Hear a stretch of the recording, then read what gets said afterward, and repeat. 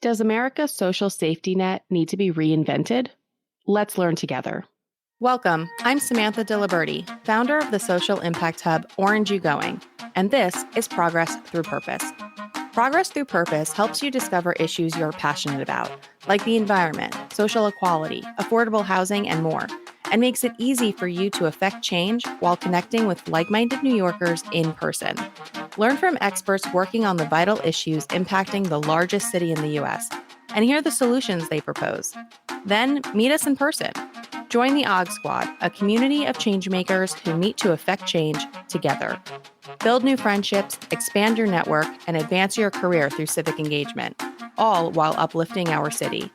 Learn more about the movement at orangeyougoing.com. Hey, OG Squad, thanks so much for tuning in. Today, we're talking with Alan Mucatel, who is the executive director of the nonprofit Rising Ground. Alan has served in his role since 2009, more than doubling the organization in size, impact, and budget. Today, Rising Ground supports more than 25,000 children, adults, and family members across New York City and Westchester County with programs that range from foster care and family services to special education and sanctuaries for unaccompanied migrant youth, and so much more, as you will hear. Alan, thank you so much for joining us. Thank you, Samantha. It's a pleasure to be with you. So Rising Ground offers a lot of different programs, some of which I just mentioned. In addition to what I mentioned, Rising Ground also operates things like family resource centers, and it supports homeless youth and operates juvenile detention placements. But before we get into the specifics of some of those programs, can you just talk a little bit about what connects all of these different programs together, and why is one organization doing so many different things? Well, I think it's good to have a good connection to the history of the organization. Its founding in 1831, so some 190 years ago, as an orphanage, where it became very clear that this organization wanted to be on the forefront of helping New York City children, adults, and families in whatever was the appropriate way for the time. And as times have changed, so has Rising Ground. And we have adjusted and adopted and adapted to the needs of the communities that are seeking our support and services. And because of that, we have added and at some points actually stopped services that are reflective of what our community's needs are. And that's how we have built this wide array of supports that you have already started to touch on. What connects them all is a belief that all people can move upward and forward in their lives when provided equal opportunity and the supports they need, and that all of us can have successes in whatever way we define. And as a result of our very broad array of work, we're able to draw from our experiences in different areas to complement the work that we're doing elsewhere. So can you talk a little bit about the traditional safety net model, how that operates, and why does that need to be changed? Why is it not working? So I think you're reflecting when you say the original safety net model, that was when we talk about that history here at Rising Ground, that initial beginning, which relied exclusively on charitable organizations. Usually in the beginning of American history, they were faith-based organizations to take care of our community's children, adults, families who were in various needs. Over many years, our perspective on how we assist our community members has changed, and government has become the key funder and driver of so many of the services. And that's true not only here at Rising Ground, where we are partners with city government here in New York City, in state government, New York State, and then also the federal government in the delivery of the services that we provide. I think there are other changes that have taken place as well in terms of how we also think about services today. For example, and it's true here at Rising Ground, we are much more today than in the past focused on making sure that the voice and choices and desires of the persons receiving services are the things that actually drive services, not some preconceived notion of how we want to help them, but what is the help that they are seeking. And also in making sure that we are using supports that have been proven to be effective. And so those are things I think that are driving the change that we see and continue to see in the past several decades, and I think that we'll see into the future. So can you expand a little bit more on what you mean when you say we're giving the services and the help that people want versus what we think that they want. Is there an example of that where, maybe you've seen social services do something in the past that they have since changed? Oh, it's your question almost invites a flood of response, and so I'll try to narrow it down. So let's just say, for example, I'll just start in our notion of supports for people with intellectual and developmental disabilities, something exists across our country.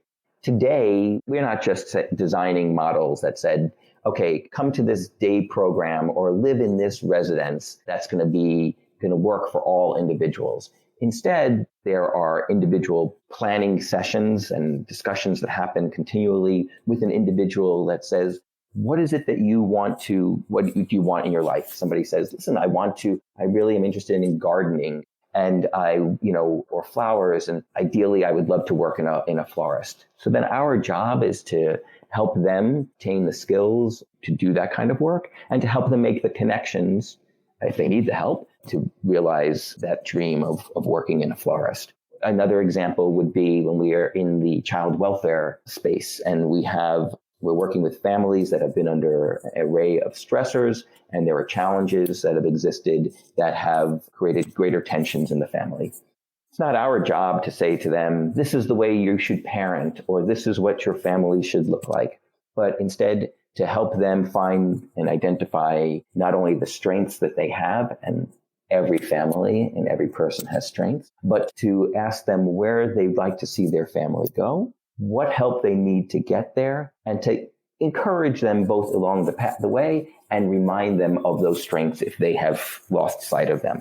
So very, very different idea of how we approach two big portions of the work, child welfare and services to intellectual developmental disabilities. But even you've mentioned our Family Resource Center, for example. There, individuals come to us and they tell us what their needs are. So we have come to realize that families need a lot of help with identifying affordable childcare, and also working on resume writing and job searching skills. So those have become greater portions of what the work that we do in the Family Resource Center, because that's what people are showing up and asking. So our work is both specifically directed by the individuals in the plans that they create for themselves, and then globally as in how we design, for example, the Family Resource Center to anticipate the needs that are coming our way.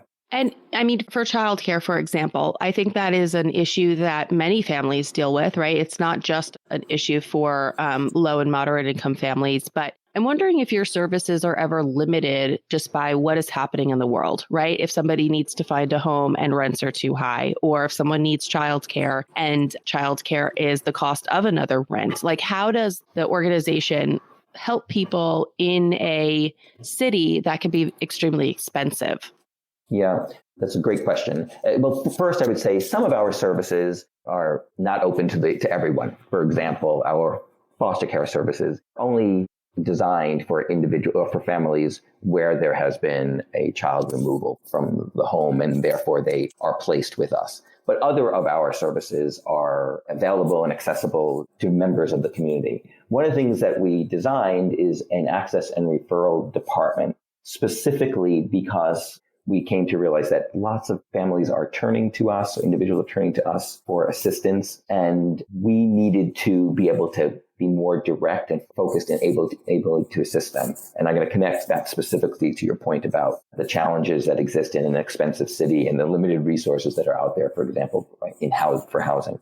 So through this access and referral department, we're making certain that when somebody reaches out to us, whether it's a support or service that we can provide to them, or it's a support or service that somebody who's already receiving some help from Rising Ground, but can be linked to something else that we're doing. Or if it's somebody who reaches out to us and it's a service or support that we don't actually do, we can link them to other providers and other community needs. I'll give an example. If somebody was looking for supports and services for a senior, that's not an area of expertise for Rising Ground. We'll connect them to partners who we know in their community who can assist them.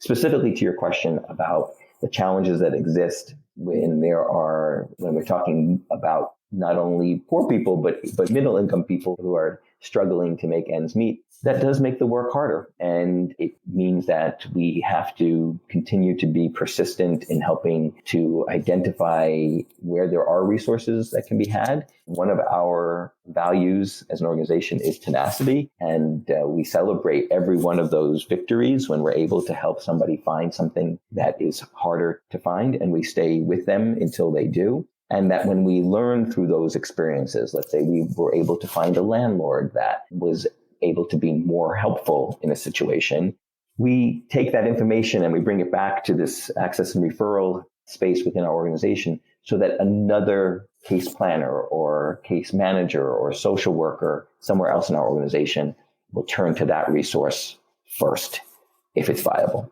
Yeah, that idea of tenacity, I think, is really important because when you're reading about these issues in the news, for example, it just feels like it's this overwhelming issue, whether it's homelessness or food insecurity. But it is important to remember that, these nonprofits like yours are doing life-changing work. And so when you get somebody housed or you get someone that meal or whatever it is, that changed that person's life. And that has a ripple effect, right, on that person's immediate family and their other relations. And so I do think that idea of celebrating each and every win is really important. And that is really something that we try to talk about at Orange You Going a lot because it can feel like one person can't make a difference, but truly one person can. And making a difference in one person's life is vitally important and does have larger impacts on the city. So I just wanted to really highlight that. I really like that word of tenacity.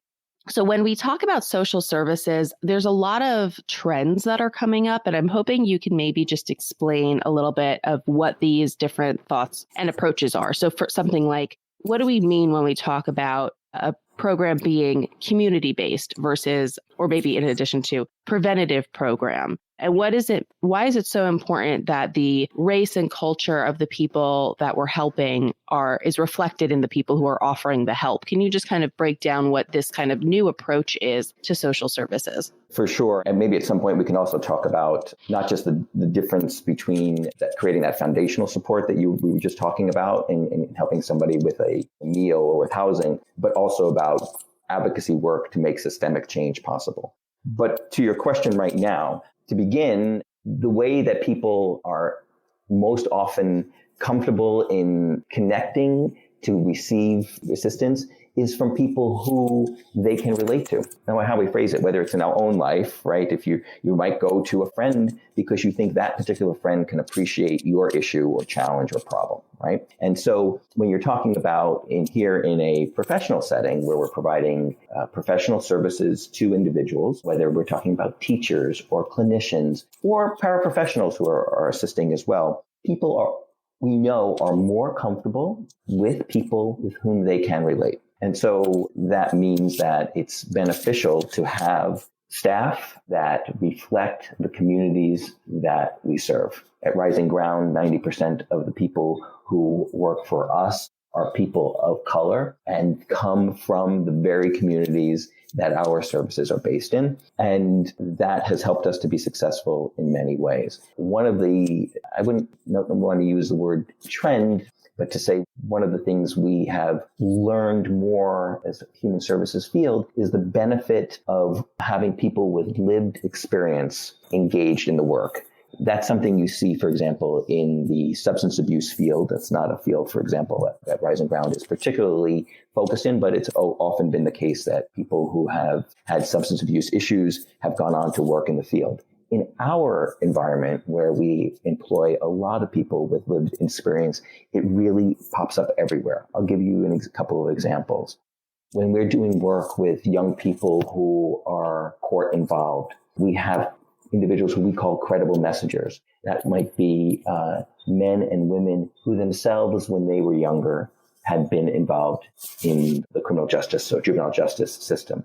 They're able to connect and relate to young people with the experiences that these young people are having at the moment, not only about what has just happened or whether they had a court or had served a sentence, but also the challenges they're having right now as they are trying to redirect their lives away from the path that they had been in. who understand the challenges in their homes or in their communities that they are struggling against. That work is immensely effective by having individuals with lived experience. Another example are parent advocates that we have assisting families, specifically parents, in the foster care system. So these are adults who themselves at some point in the past were involved in the foster care system. They may have they've had a child removed from them at some time. The foster care system is a very scary place. It can be very bewildering for someone to have not only had their child removed, but they're now engaged with the court and with caseworkers, and there's rules and things happening all the time that are very intimidating and confusing. Who better to help them in a moment to sort of have some clarity and to feel that they're not alone than somebody who has been through that experience themselves? Get the most of Orange You Going, New York's social impact hub. When you join the OG Squad for free, you receive event notifications curated to your interests. Never miss a change-making event. Orange You Going to be there? I think your point about being able to relate to the person that is offering help is incredibly important, but also it's very common sense, right? Of course, I'm going, just as an individual, I'm going to listen to somebody who has been there, right? Wherever there is. And so it makes complete sense to me that that would just have that relatability is vital to making sure that somebody feels comfortable and feels like they're able to actually trust the person who is giving them the advice, or giving them the assistance. So let's get into this idea of the massive systemic change that you mentioned. What is some of the work that Rising Ground is doing, not only to help the individual, but as you mentioned, to make systemic change? So, first of all, the words you used when you said common sense are really important. I think when you speak of human services, the work that we're doing is often not so radical. It's often very basic. And we should acknowledge that and lean into it. All of us need assistance in various ways and different times. And that is very, very common for all of us. At Rising Ground, when I think about our name, Rising Ground, I think about helping people to move upward and forward in their lives, that notion of rising. And by doing so, by creating a foundation from which to grow, that ground perspective. So when we think about assisting children, adults, and families, it's not just with an immediate need, but in helping to identify either services or work on skills that will enable them to continue forward in the path of their choosing, long after their time with Rising Ground has ended.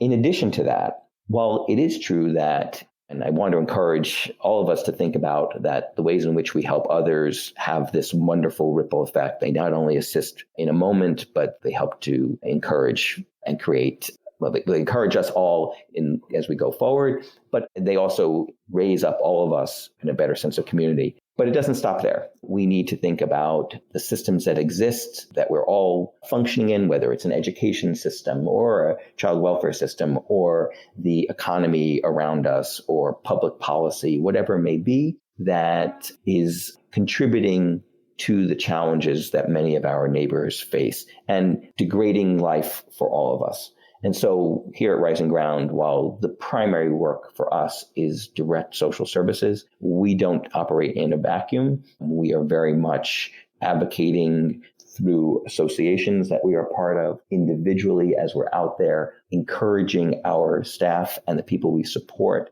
to be engaged in the community, reflecting on what experiences they're having, what the work may be, and bringing that in their voice as they're pushing for change. And so that could be, like I said, in the education front, or how we share information and advocate around support for survivors of intimate partner violence. All of that is wrapped up in our sense of how to make change possible for all New Yorkers.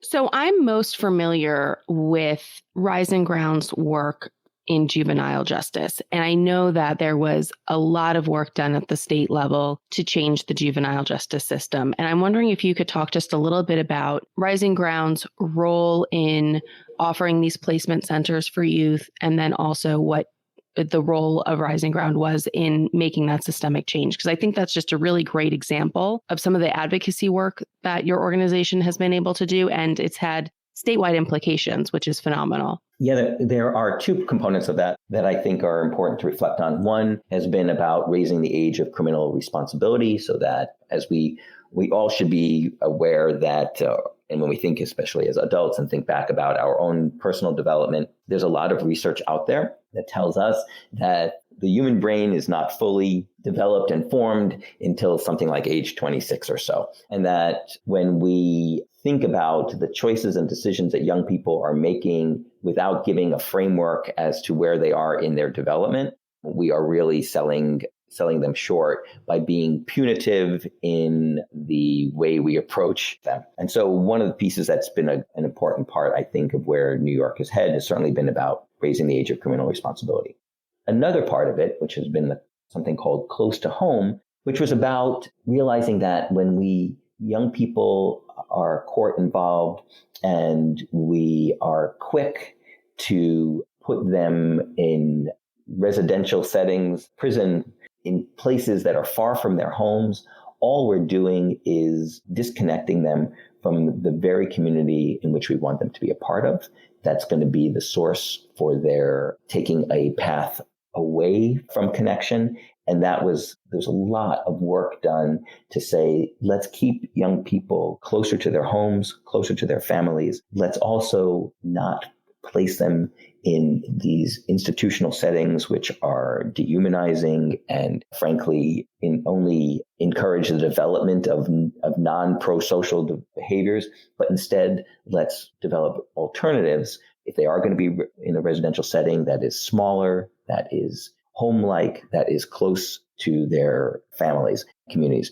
Rising Ground provides some of those services, including non-secure placement programs and limited secure placement programs that are community-based. And we have had remarkable success in working with young people and their families to help them choose a new path for themselves, and that we provide a lot of evidence-based aftercare services as well. In addition to that, there's been a lot of work done by us and others on standing up alternatives to placement and alternatives to detention. So that's realization that young people need not actually be in these settings in the first place, that we can provide supports to them and to their families, often again through evidence-based models that can assist them in moving forward in their lives, again, in a pro-social way. Rising Ground has both a provider of all these services. We've been at the table with many, many others who have really recognized that the way forward for this next generation of young people is to make these changes happen, and is not to be as focused on these very harsh, punitive practices. They're not successful. That is not how we're going to change things. And I should also mention that we, like others, are also very focused on restorative practices, which is really about having a person who has done some wrong to engage with those, if they're willing, those who have experienced that wrong, to make things right. And that that type of work is more healing and more successful in the long run than any other route. Right. Again, it's very common sense, right? When you kind of put it into words, it sounds like, of course, we would want to keep a child near their family instead of sending, a kid from the Bronx up to upstate New York, right? But somehow it has required a lot of work from organizations like yours to make that case and to make that happen. So looking ahead, what are some of the things that Rising Ground is thinking about or advocating on from a, policy perspective, or, what else needs to be done, I guess, is the question for New York City to make it a more equitable place? Well, that's a very big task for sure. I think right now, I'd have to say, although it seems when you ask this question about what are we advocating for, and I'm about to give an answer that is actually internal, but I think it is important. One of the main concerns that is impacting the nonprofit human sector today in New York City and New York State is our workforce. We are all unable to deliver fully on our desire to provide the supports that people need, the services that people need, when we're unable to bring on individuals to do the work itself. And that has to do with the kind of funding that we receive, the salaries that people are being paid. And we know there are a lot of pressures to raise salaries in other fields like the fast food industry or whatnot, where people can be making more even than some of the direct line staff that work in organizations like ours. And so one of the things I think that we need to be putting out there is that, and this is really important, until we as a society actually recognize fully the value of the people that we are supporting, typically poor people, people of color, women, LGBTQ individuals, until we recognize that we societally are not valuing them. And how we know we're not valuing them is we are not investing in these services. In a society like ours, we know how much something is worth by how much we're willing to pay for it. And right now, we need to do some hard looking at what are we paying for these services? Why are we not investing richly in them? What is the way in which government contracts with organizations like ours in a way that makes it possible for us to continue to be successful? We already know that so much of the work that is being done in any one of these fields, whether it's in the work of intimate partner violence or special education or child welfare or juvenile justice or even support to unaccompanied migrant children. We know what success looks like. We have successes all the time. We celebrate them every day here at Rising Ground, and I know at other places just like us, and we need to invest deeply in that. And that is how we're going to make change possible in terms of the supports and services that people need and they want, and that will lead to life-affirming changes. And so I would start by saying that that's where we need to put a lot of our efforts, because the system itself at the moment, the levels of supports that are out there are really struggling. Right. It's this idea of really putting your money where your mouth is, not just saying you want to help, but actually giving the resources that are needed to help. And can I ask, in terms of funding, you mentioned, the role of government. Is most of the funding that Rising Ground receives government funding, or is it a mix, coming from other places as well? So at Rising Ground, the vast majority of the funds that we receive are from government.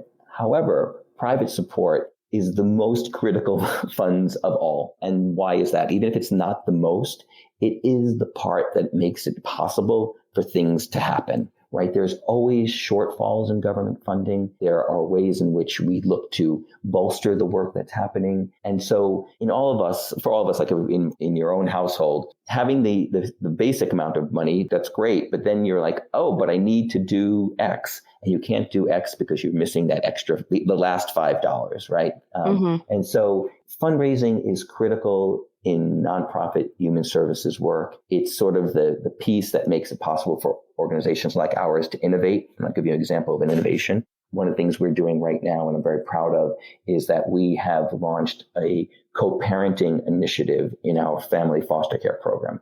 That is the idea of helping to reshape the notion of the role of a foster parent, not only as someone who cares for the child who's in their home, but who is working with the parent, the biological parent, to ensure that they're engaged in every aspect of their child's life while the child is in foster care, to share with the foster parent the things that they're learning about the child, to share with the birth parent their own skills as a parent, so that when the child is returned to their home, the family is more successful in their permanency going forward after they leave foster care. We could not make that program and that work possible without private support. And so organizations like ours are counting on private dollars all the time to make things like that happen. That really is a brilliant program, because I think what someone who is raised in a peaceful household doesn't necessarily realize is they say, oh, well, you were maybe beaten as a child, or you were yelled at. There's a lot of screaming in your household. Wouldn't you grow up and be the person who does the opposite of that? Wouldn't you know how bad it feels? Wouldn't you do something else? But the fact of the matter is that you don't know any differently. And so you have to learn those behaviors in order to do different. And having that modeled for you that's just a brilliant program. I love that. So I know we're running short on time. So let's get into what is your call to action for our listeners, and how can people support Rising Ground and get involved with your organization? Well, thanks for getting to this point and inviting us to ask others to help us as they can. First, I want to put out there our website is www.risingground.org. www.risingground.org. And there is a tab on the top right that allows for individuals to both get involved. You can find that, get involved, or donate now. In our case, we have a number of volunteer opportunities that we're looking for, and that could be helping to make the backyard space in our runaway and homeless youth program more beautiful, or organizing, preparing Mother's Day gift baskets that we give out in our mother-child programming. Or in the fall, we do back to school drives to make it possible for kids to start off this academic year strong and in the right position to learn. It's about to be the holiday season. We're going to be giving out 5,000 gifts to children, and we need help with that. We need help with Thanksgiving food drives at our Family Resource Center.